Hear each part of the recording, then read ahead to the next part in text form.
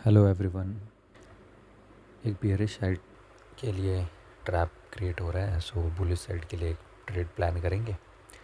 और bullish side trade लेने का रीज़न ये है कि डेली टाइम फ्रेम का जो ईएमए है वो बुलिश ट्रेंड में शिफ्ट हो चुका है।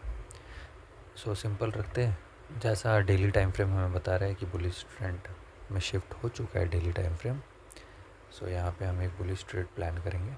अगर आप देखोगे तो यहाँ पे एक 4 आवर में एक CIP एरिया है। CIP एरिया कैसे है, प्राइस ने यहाँ से ब्रेक किया है, ये ब्रेक ऑफ स्ट्रक्चर हुआ है और दोबारा यहीं पे प्राइस आके यहीं पे कुछ एक्टिविटी कर रहा है, यहीं होल्ड कर रहा है। सो ये एरिया CIP है। CIP उसको बोलते हैं जो प्रीवियस रेजिस्टेंस बिकम सपोर्ट, उसको CIP बोला जाता है। तो ये एरिया CIP है एंड इसको अब लोअर टाइम फ्रेम में जाके थोड़ा चेक करते हैं तो थोड़ा प्राइस को समझते हैं। देखो प्राइस ने क्या किया है, यहाँ से जो सेलिंग स्टार्ट हुई है, यहाँ से सेलिंग स्टार्ट होने के बाद फर्स्ट पुल बैक आया है, इसको इनसाइड कैंडल मान लो या पुल बैक मान लो, कुछ भी। उसके बाद प्राइस ने फिर से यहाँ कंटिन्यू किया है।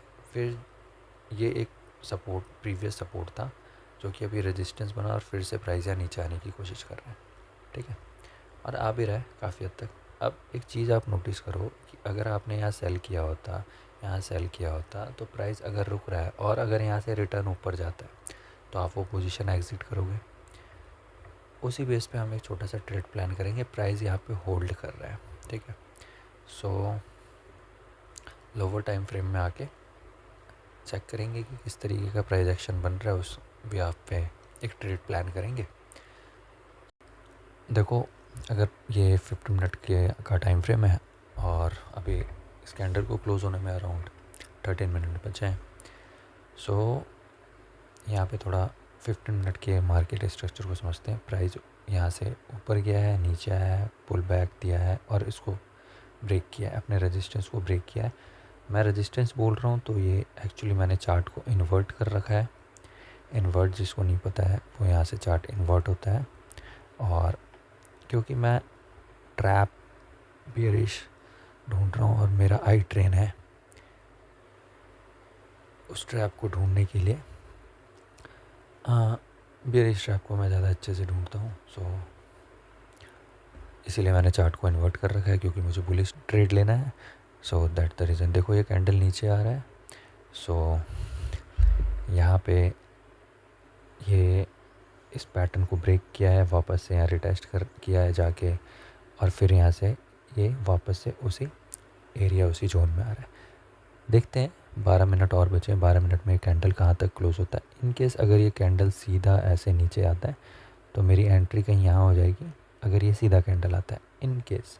और अगर नहीं आता है ये, अगर इस लेवल के, ये जो लेवल है इसके नीचे ये क्लोजिंग देता है और EMA के नीचे क्लोजिंग देता है ये, तो हम लोग पर्टिकुलर उस कैंडल की लो पे एंट्री लेंगे। स्टॉप लॉस अराउंड ये वाला एरिया होगा, जो कि ठीक है। देखो काफ़ी अच्छा रिएक्ट कर रहा है कैंडल यहाँ पे, देखते हैं क्या होता है। क्योंकि एक प्रॉब्लम बस यहाँ पे छोटी सी है, एक डाउट छोटा सा ये है कि ये जो मूविंग एवरेज है उसका ट्रेंड अभी तक चेंज नहीं हुआ, और जब तक इस मूविंग एवरेज का ट्रेंड चेंज नहीं होगा तब तक थोड़ा सा इफ एंड बट रहता है। क्योंकि बहुत बार ऐसा होता है कि प्राइस आया यहाँ से और यहाँ पे सपोर्ट लेके ऊपर निकल गया और इन सब लोगों को ट्रैप करते हुए निकल गया। बट अगर ये क्लोजिंग यहाँ पे देता है, इसमें जो एक और कॉन्फ्लुएंस है जो हमारे फेवर में है, अगर आप यहाँ से यहाँ तक फिप ड्रॉ करोगे तो एग्जैक्ट ये जो रिवर्सल जोन है वहाँ से प्राइस ने रिएक्ट किया है। सो ये फिप मैं जस्ट एक एडिशनल कॉन्फ्लुएंसेस के लिए ऐड करता हूँ। ऐसे मैं फिप ज़्यादा यूज़ करता नहीं हूँ, मैं बेसिकली प्राइस एक्शन ट्रेडर हूँ और मैं बिल्कुल रॉ प्राइस को देखना पसंद करता हूँ। इंडिकेटर एक सेकेंडरी ऑप्शन है मेरे लिए, मैं प्राइस को बिल्कुल रॉ देखना पसंद करता हूँ। रेजिस्टेंस और सपोर्ट पे कि किस तरीके से बायर और सेलर रेजिस्टेंस और सपोर्ट पे ट्रेड कर रहे हैं, क्या उनकी साइकोलॉजी है, जस्ट उसको मैं ऑब्जर्व करने की कोशिश करता हूँ और फिर ट्रैप पे एंट्री लेता हूँ। सो अभी तक का अपडेट ये है कि जैसी प्राइस इसके नीचे क्लोजिंग देता है और EMA के नीचे क्लोजिंग देता है ये वाले कैंडल, सो हम एक एंट्री प्लान करेंगे हाँ, तो जैसे मैंने बताया था कि कैंडल EMA के नीचे क्लोज होगा, तो हम यहाँ पे एक एंट्री प्लान करेंगे, एक लॉन्ग साइड की एंट्री इसके नीचे प्लान करेंगे with the stop loss of this, और टारगेट अराउंड अपना ये लेवल है।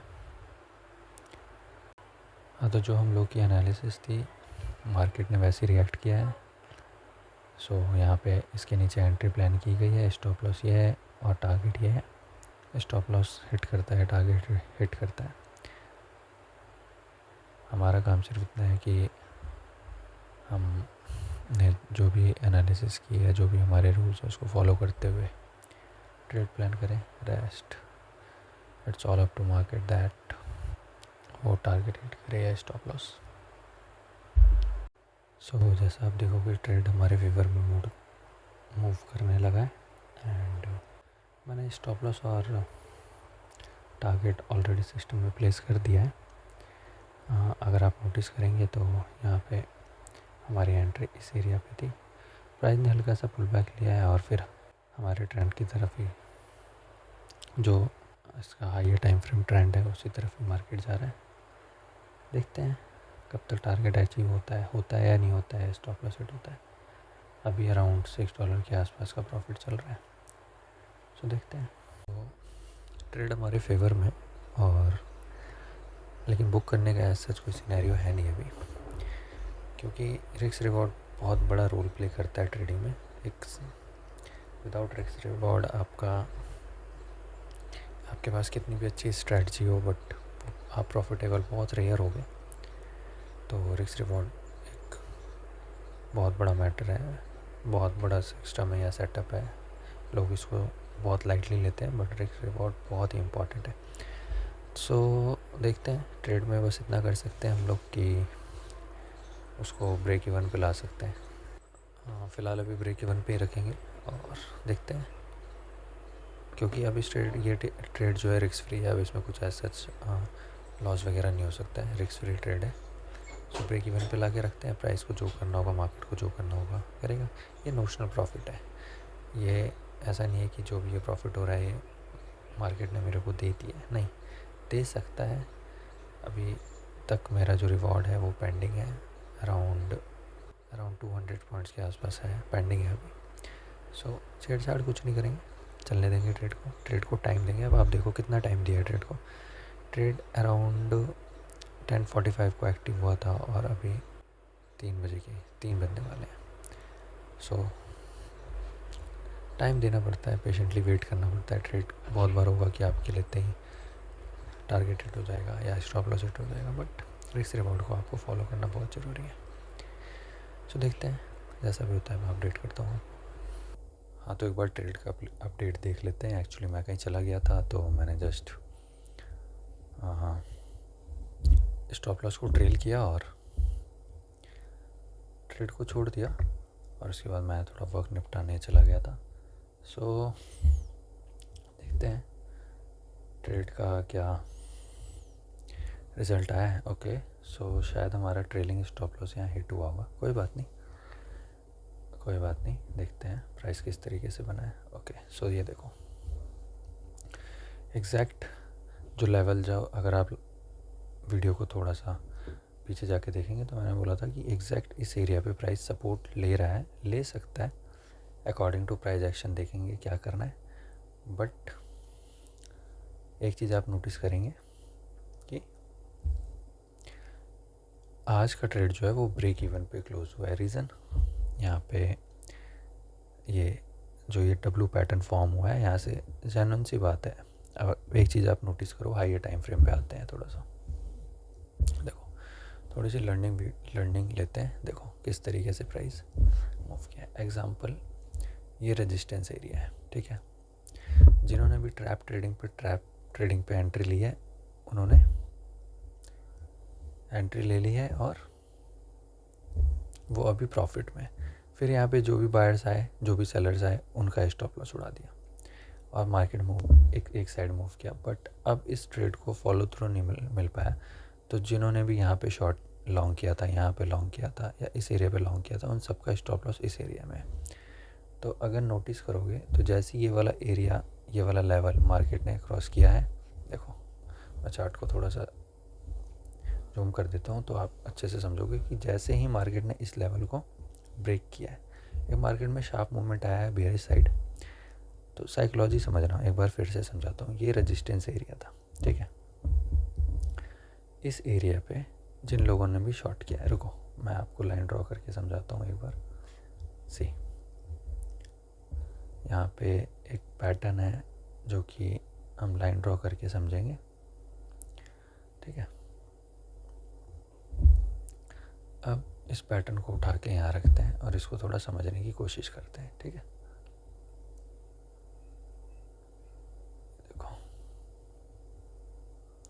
ठीक, अब देखना, देखो जिसने भी इस एरिया पे ट्रैप ट्रेडिंग पे शॉर्ट किया है, ठीक है, या फिर जिसने भी यहाँ पे शॉर्ट किया है, उन सबका स्टॉप लॉस पर्टिकुलर इस एरिया पे है। कौन सी एरिया पे? इस एरिया पे, ठीक है। और मैं किस एरिया की बात कर रहा हूँ, अगर चार्ट में देखेंगे तो इस एरिया पे। तो सबका ट्रेलिंग स्टॉप लॉस, किसी का ट्रेलिंग स्टॉप लॉस, किसी का न्यू पोजीशन, सब यहाँ पे है। तो जैसे ही प्राइस इस एरिया पे आया, देखो एक अच्छा मूवमेंट मिला, लेकिन हम इसमें रिवर्स ट्रेड नहीं कर सकते हैं। अकॉर्डिंग टू माई सेटअप मैं इसमें रिवर्स ट्रेड नहीं करूँगा। रीज़न क्योंकि अगर हम बिग टाइम फ्रेम में देखेंगे तो प्राइस एक बुलिश साइड की तरफ शिफ्ट हो चुका है। सो बस एक चीज़ कर सकते हैं, यहाँ पे ट्रेल कर सकते हैं स्टॉप लॉस को आपके ब्रेक इवन पे। कैसे? देखो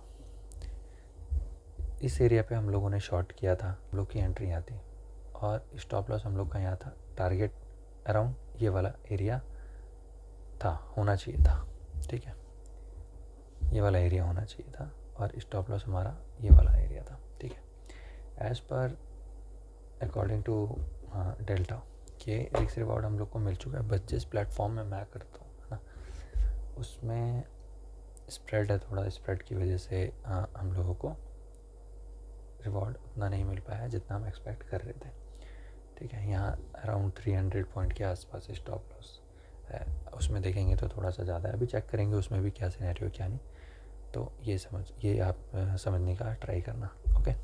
चलो मैं आपको उसी में समझाता हूँ एक बार। सो देखो लोड होने दो चार्ट को। यहाँ पे देखेंगे तो इस एरिया पे, है ना, अगर इसके हिसाब से हम लोग देखते हैं तो हमारा जो स्टॉप लॉस था वो इस एरिया पे था, हमारा जो एंट्री था वो इस एरिया पे था। तो अराउंड देखो 400 के पॉइंट आसपास था, बट ओके, बट यहाँ पे भी शो कर रहा है अपने को। बट मैं ये स्प्रेड के कारण मैं थोड़ा सा 100 रुपये के ऊपर वो रखता हूँ यहाँ पे स्टॉप लॉस।